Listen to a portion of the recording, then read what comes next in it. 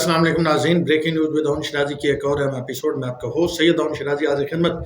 नाज़रीन, साबिक़ वज़ीर आला पंजाब और वज़ीर दिफ़ा परवेज़ खटक ने अपनी पार्टी पे खुदकुश हमला किया है और उनका जो बयान सामने आया है, अब तक जितने भी लोग पार्टी छोड़ के गए हैं उनमें से सबसे ज़्यादा लीथल और इमरान खान के लिए नुकसानदेह तरीन बयान है। आल दो कि परवेज़ खटक ने बाकायदा तौर पर ऐलान नहीं किया कि वो पार्टी छोड़ के जा रहे हैं, लेकिन उन्होंने तमाम जो इल्ज़ामात हैं 9 मई के वो बिलवास्ता या बिलावास्ता इमरान खान पे लगाया है और उनको जनाब शो का नोटिस दिया गया। उन्होंने कहा कि जी मैं कुछ सरकारी मुलाजम हूँ कि मुझे शो का नोटिस दिया जाए, जिसके बाद अब पार्टी से उनको फारग। और जनाब परवेज़ खटक अब क्या करने जा रहे हैं इस पर हम बात करेंगे। और दूसरा मामला, आज इमरान खान साहब के वकील लतीफ़ खोसा सुप्रीम कोर्ट पहुंचे थे।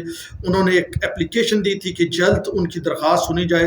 वो शर साहब मरहूम वकील थे जिनको कत्ल कर दिया गया क्वेटा में और इमरान खान पे उसका इल्ज़ाम था, तो वो चाह रहे थे कि वो जो नाकाबिल ज़मानत वारंट गिरफ्तारी जारी हुए हैं उस पर स्टे आर्डर सुप्रीम कोर्ट दे दे। ना सिर्फ उस पर स्टे आर्डर दे बल्कि उसके साथ साथ इमरान खान वहाँ पे पेश नहीं हो सकते, उनको सिक्योरिटी थ्रेट है, तो इस हवाले से भी कोई आर्डर वो लेना चाहते थे। अदालत ने दोनों काम जो है वो नहीं उनकी बातें मानी और ना स्टे आर्डर दिया और ना दूसरे मामले पे कोई रिलीफ दिया, जिसके बाद समाज जो है वो मुलतवी की गई है। तो इस पे हम बात करेंगे। इस मामले पे अब एक और दरख्वास्त दे दी गई है, मुतफरक दरख्वास्त डाल दी गई है सुप्रीम कोर्ट में इस इशू पे। इन दो मामलात पे बात करेंगे, कुछ अहम अंदर की चीज़ें आपके सामने लेके आएंगे। सबसे पहले परवेज़ खटक वाला मामला। जनाब आली, परवेज़ खटक का बयान सामने आया जिसमें उन्होंने ये कहा कि 9 मई का जो वाक़या था ये बाकायदा पूरा प्री प्लान किया गया था और जो प्लान कर रहे थे उनको मैं वक्तन फ़वक्तन कहता रहा कि जनाब ऐसा ना करें, ये गलत हो जाएगा, ये नुकसानदेह साबित होगा, लेकिन मेरी बात नहीं मानी गई। अब जरा थोड़ा सा आते हैं कि परवेज़ खटक इल्ज़ाम किस पे लगा रहे हैं। परवेज़ खटक की पहले जरा पार्टी में पोजीशन देख ले, फिर उनके इल्ज़ाम पे बात करते हैं। परवेज़ खटक इससे पहले पाकिस्तान पीपल्स पार्टी के साथ थे, एक अच्छे सियासी माइंड बोले जाते हैं। आल दो उन्होंने अपनी पूरी फैमिली को नवाजा है तहरीक इंसाफ के दौर में, और जनाब उनको टिकट्स लेके दिए, उनको बल्दियाती इंतखाबात में, उनको सूबाई असम्बली में उनको भरपूर तरह की नुमाइंदगी लेके दी। वो पार्टी के आल इन आल थे, केपी में केपी के वज़ीर आला थे, और उनके दौर में अगर आप देखें जो जो प्रोजेक्ट हुए और जो जो वहाँ पे करप्शंस हुई और बाद में सुप्रीम कोर्ट से कोई किसी में स्टे, किसी में हाई कोर्ट से स्टे, मालम जब्बा वाला एक आप केस देख लें, वही मतलब अगर आप केस खोल लें तो आपके सामने कहानियाँ आ जाएंगी। बहरहाल परवेज़ खटक साहब की पार्टी में ठीक ठाक और नो थी, वहाँ पे वो पहले चीफ मिनिस्टर थे जब पार्टी ने वहाँ पे हुकूमत बनाई, और वो जनाब आल इन आल थे। इमरान खान को जो कहते थे सियासत के मालिक थे, उनके खिलाफ बगावतें भी होती रही वक्तन फ़वक्तन, लेकिन वो मतलब अपने उस ताकत में कायम रहे। अच्छा, उसके बाद फिर दूसरी हुकूमत आई तो महमूद खान जैसा बंदा यानी उस्मान बुज़दार टाइप लोग खान साहब को चाहिए थे, तो परवेज़ खटक के बारे में खान साहब के कान भी भरे गए, लेकिन उसके बावजूद परवेज़ खटक को वज़ीर दिफा बनाया गया। लेकिन इससे ज़्यादा इंपॉर्टेंट चीज़ ये थी कि परवेज़ खटक जो इमरान खान और इस्टेब्लिशमेंट के राब्ते थे उनमें जो लोग जाते थे वो 3 थे। परवेज़ खटक थे, असद उमर थे और उनके साथ फवाद चौधरी थे। तो परवेज़ खटक इस्टेब्लिशमेंट के भी काफ़ी करीब समझे जाते थे इन डैट सेंस। वो निगोसिएशन और वो सारा मामला, वो इमरान खान को अक्सर औकात इन मामलात में मतलब अपनी राय देते थे कि थोड़ा भाईजान हाथ तौला रखो। तो परवेज़ खटक पार्टी में बड़ा, खास करके केपी में उनका बड़ा होल्ड है, उनके साथ उन्होंने अभी रिसेंट मुलाकातें की हैं, उस तरफ भी मैं आऊँगा। तो उनका बड़ा होल्ड है, उनका पाकिस्तान तहरीक इंसाफ के खिलाफ जाना, ये इमरान खान साहब के सीधा सीधा खिलाफ हो जाना, ये तहरीक इंसाफ के लिए बड़ा नुकसानदेह है। अब परवेज़ खटक ने जो 9 मई की, आगे थोड़ा सा चलते हैं। 9 मई की जो बात की, उन्होंने कहा जी इसका इल्म था। अब इल्म किसको था? उन्होंने कहा जी फैसला साजों को। फैसला साज कौन है जी? असद उमर, एक जनरल सेक्रेटरी पार्टी के ना। असद उमर तो आज भी जो उन्होंने मीडिया से गुफ्तगू किया, उन्होंने कहा मुझे इमरान खान से इख्तिलाफात नहीं है, मुझे इमरान खान की पॉलिसियों से इख्तिलाफात थे, इसलिए मैंने पाकिस्तान तहरीक इंसाफ छोड़ी। और इससे पहले 9 मई की वो नेशनल प्रेस क्लब इस्लामाबाद यहाँ पे जब आए थे तो उन्होंने यहाँ पे भी उसकी पूरी तरह मजम्मत की थी। तो इसका मतलब है असद उमर तो उसमें शामिल नहीं थे। फवाद चौधरी भी निकल गया, शाह महमूद कुरैशी भी ये नहीं कहता है कि ये होना चाहिए था, वो भी कहता है नहीं होना चाहिए था। अब कौन शख्स है जो इस सारे मामले को डिफेंड कर रहा है, जो कहता है कि जनाब हमने तो ये किया ही नहीं है? جو کہتا ہے کہ جناب آپ کے اپنے لوگ تھے، جو کہتا ہے انویسٹیگیشن کرائیں، تو وہ عمران احمد خان نیازی ہیں۔ تو پھندا جو ہے وہ عمران احمد خان نیازی کے گردن کے گرد ٹائٹ ہوتا جا رہا ہے۔ اور یہ جو پرویز خٹک کا بیان ہے، یہ عمران خان کو ملٹری کورٹ میں ٹرائل کے لیے آپ یہ کہیں کہ اہم ترین ایویڈنس ثابت ہوگا، کیونکہ پرویز خٹک کوئی عام شخص نہیں تھا۔ پرویز خٹک جو ہے وہ کے پی کا صدر تھا، وہ سابق وزیر اعلیٰ کے پی تھا، پارٹی کا کے پی کا صدر تھا، وزیر اعلیٰ کے پی، اس کے ساتھ وزیر دفاع، عمران خان کی کور کمیٹی کا حصہ، سی کا رکن، وہاں پہ بنی گالا میں، وہاں زمان پارک میں پرویز خٹک کا بڑا کردار تھا۔ تو پرویز خٹک کا یہ بیان عمران خان کے لیے مستقبل میں بہت زیادہ مشکلات پیدا کر سکتا نہیں ہے۔ عمران خان کے لیے بہت ساری مشکلات اس نے پیدا کر دی ہیں، کیونکہ عمران خان کے ساتھ لیڈرز نہیں ہیں، 2 3 4 لوگوں کو چھوڑ کے۔ اور کے پی میں آپ دیکھیں کہ کس سے آپ نے پارٹی چلوانی ہے بھائی جان، وہاں پہ رہ کون گیا ہے، وہاں پہ تو وہ ایک جھگڑا صاحب رہ گئے ہیں، ٹھیک ہے، وہ جو ایوب خان فیملی سے ہیں، ڈکٹیٹر کی فیملی والے جھگڑا صاحب رہ گئے ہیں۔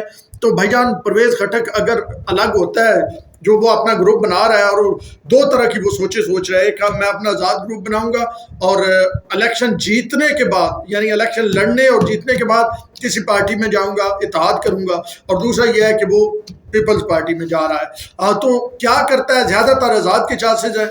تو وہ پرویز خٹک جب وہاں سے اپنے امیدوار کھڑا کرے گا، اور سارا ہوم ورک ہی اس نے کیا ہوا ہے، سارا پیسے اس نے دیے ہوئے ہیں بطور سی ایم، اس کے بعد تو پھر کیسے ممکن ہوگا پی ٹی آئی کے لیے وہاں پہ چیزوں کو مینیج کرنا، جبکہ 9 مئی کا واقعہ ہو چکا ہے، پی ٹی آئی کے بہت سارے لوگ جو ہیں وہ قابو آ چکے ہیں۔ تو پرویز خٹک کے اس بیان کے بعد آپ نے ایک اور چیز دیکھی ہوگی، عمران خان صاحب کو آپ نے دیکھا وہ جھنڈا لہرا رہے تھے، وہ ویڈیو آپ نے سوشل میڈیا پہ ضرور دیکھی ہوں گی، مین اسٹریم میڈیا پہ تو چل نہیں سکتی، جس میں وہ جھنڈا لہرا رہے تھے، لیکن دائیں بائیں آگے پیچھے کوئی پارٹی کا جو ہے لیڈر نہیں تھا، نہ کوئی سینیٹر، نہ کوئی سابق M L, even Faisal Javed Khan بھی نہیں تھا، جو ہر وقت عمران خان کے آگے پیچھے اور کمپیئرنگ اور یہ وہ اور وہ سارا سلسلہ کرتا تھا، وہ بھی نہیں تھا۔ تو عمران خان اکیلے ہو چکے ہیں۔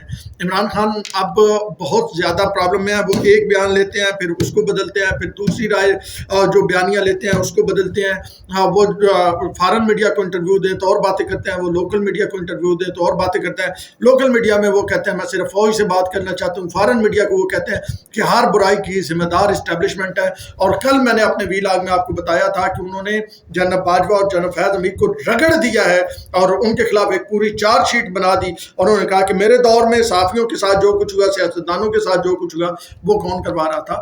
وہ صرف اسٹیبلشمنٹ کروا رہی تھی، جو وہ یعنی جنرل فیض حمید کروا رہا تھا، اور وہ جنرل باجوہ کروا رہا تھا۔ تو وہ اپنے کرائم میں اب سب کو شامل کرتا جا رہا ہے آہستہ آہستہ۔ جیسے وہ ایک کرائم کی سٹوری میں کور کر رہا تھا، اس میں یہ تھا کہ ایک بچے نے، ایک 16 سال کا لڑکا ہوتا ہے، وہ اپنے دوست 23 سال کا اس کا دوست ہوتا ہے، اس کو قتل کرتا ہے، اس لیے قتل کرتا ہے کہ اس کی بہن کے ساتھ کوئی دوستی ہوتی ہے اور وہ اس کو دیکھ لیتا ہے، تو وہ اس کو قتل کر دیتا ہے۔ اور وہ اس کو جب قتل کر کے گھر آتا ہے تو وہ بتاتا ہے کہ میں نے تو اس کو اس طرح قتل کر دیا، میں نے اس طرح اسے دیکھا تھا۔ تو اس کا ماموں، اس کا بھائی، اس کی ماں، وہ کہتے ہیں کہ اس کی لاش کو اس طرح کر کے اور ٹھکانے لگا دیں۔ تو وہ جب پکڑا جاتا ہے تو وہ ایک ہی طرح وہ کہندا جی میں ماریا سی، لیکن میں گھر گیا، میرے ماموں نے یہ کہا، میرے بھائی نے یہ کہا، میرے چاچو نے یہ کہا، میری ماں نے یہ کہا، پھر ماموں، چاچو اور بھائی آئے ساتھ، انہوں نے یہ کیا، ماں نے یہ کیا۔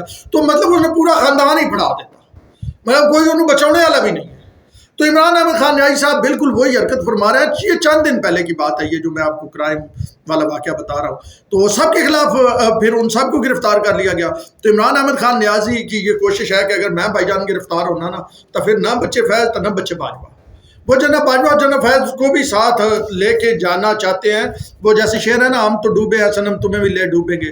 تو یہ صنم خود تو ڈوب گیا ہے اور جناب فیض اور جناب باجوہ کو ڈبونا چاہتا ہے۔ بہرحال میرا خیال یہ ہے کہ ان دونوں کو بھی سمجھ آنی چاہیے، جس طرح انہوں نے ایک جمہوری حکومت کو اس کا بیڑا غرق کیا، ٹھیک ہے، پاناما سے اقامہ تک آئے، اور چلتے ملک میں وہ کہتے ہیں نا، چلتا ہے سائیکل ہو، اس کے ٹائر میں لکڑی دے دینا، وہ چکا جس نو کہتے ہیں، تو وہ دے دیں تو وہ پھر کس طرح گرتا ہے۔ وہ جو کیا، تو اس کے بعد جو وہ پروجیکٹ عمران خان وہ لے کے آئے، تو ماشاءاللہ بھگتے جی، انجوائے کریں, سنبھالیں. اب وہ آپ سب کو لے کے ڈوبے گا, وہ کہنا میں تو کوئی کیتے نہیں. حالانکہ جب وہ حکومت میں تھا وہ تو یہ کہتا تھا امریکہ میں بیٹھ کے میں جا کے نواز شریف کی وہ اتار دوں گا, اے سی اتار دوں گا, یہ حالت تھی. اب وہ کہتا ہے کہ مجھے پتہ ہی نہیں ہے, میں تو ننا منا بچہ تھا, میں تو ہیلی کاپٹر پہ آتا تھا اور پھر چلا جاتا تھا, ہیلی کاپٹر پہ ہی رہتا تھا, ہیلی کاپٹر کے ذریعے دفتر سے ہیلی کاپٹر پہ گھر. تو باقی بشا بھی دعائیں کرتی تھی, چلاندے سن سارا کچھ. تو یہ جناب پرویز خٹک نے خود کش حملہ کیا ہے. اب دوسرا جو اہم معاملہ ہے جس پہ بات کریں گے, آج سپریم کورٹ آف پاکستان میں ایک اپلیکیشن دی, آج نہیں دی پہلے دی تھی, کل ہی انہوں نے کہا کہ ذرا جلدی سنا جائے. اور آپ کو پتہ ہے کہ اس سے پہلے لطیف کھوسہ چیف جسٹس عمر عطا بندیال سے وان ملاقات بھی کر چکے ہیں اعتزاز احسن کے ساتھ. تو جب یہ انہوں نے درخواست دی تھی اس کے آگے پیچھے ملاقات ہوئی تھی. ایک اور بھی ملاقات ہے جس میں کچھ یوٹیوبرز چیف جسٹس سے ملے ہیں, اس کی کہانی بھی میں آپ کے سامنے اگلے ویلاگ میں لے کے آؤں گا. بہرحال ابھی یہاں پہ محدود کرتے ہیں کیونکہ لمبا ہو رہا ہے ویلاگ. تو اس کے بعد جناب آج ہیئرنگ لا کے 2 رکنی بینچ بنایا گیا. جسٹس جناب اعجاز الاحسن, جسٹس محترمہ عائشہ ملک, یہ 2 رکنی بینچ بنایا گیا. میرے خیال میں منصور علی شاہ, مندوخیل, فائز عیسیٰ, یہ مطلب میرے خیال میں جب تک چیف جسٹس ہے نا عمر عطا بندیال, یہ آئے ہی نہ کرے سپریم کورٹ, کیونکہ انہیں کسی بینچ میں تو بٹھانا انہوں نے نہیں ہوتا ہے. تو یہ کہیں گے سر جی تسی سانو دس دو, اسی بجائے اس چیمبر دے بانے سان گھر ہی چیمبر بڑھا دو, اسی پھر اتنے بیٹھے رہیے. کیس تو آپ نے ہمارے سامنے لگانا نہیں ہوتا, کیس کس کے سامنے لگنا ہوتا ہے. جسٹس اعجاز الحسن, چیف جسٹس جسٹس اعجاز الحسن, جسٹس منیب اور جسٹس عائشہ, اور ان کے ساتھ جسٹس وہ شاہد صاحب ہیں, اظہر حسن رضوی ہیں. یہ 6-7 جج ہیں جن کے سامنے کیس لگنا ہوتا ہے اور انہوں نے فیصلے کرنے ہوتے ہیں بھائی جان. تو بہرحال نہیں ہو, جب کیس آیا تو وہ کہا گیا کہ یہ تو ڈویژن بینچ کا فیصلہ ہے ہائی کورٹ کا, یہ ہم تو نہیں سائڈ کر سکتے.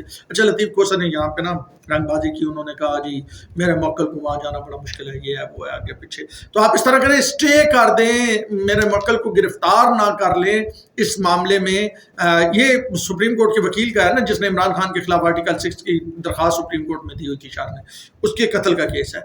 تو آپ اسٹے آرڈر کر دیں. یہ بڑا پرانا طریقہ واردات ہے, ان کو پتہ ہے کہ ہمیں اسٹے آرڈر, اصل پورا بینچ نہیں تھا نا, چیف صاحب بیٹھے ہوتے یا منیب اختر نال بیٹھے ہوتے تو پھر اسٹے بھی مل جانا تھا.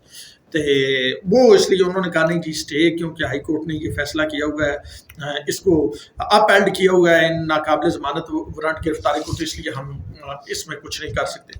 اس کے بعد انہوں نے اور ایک پریئر کی, وہ بھی ان کی مسترد کر دی گئی اور جناب اگلی ڈیٹ ڈال دی گئی.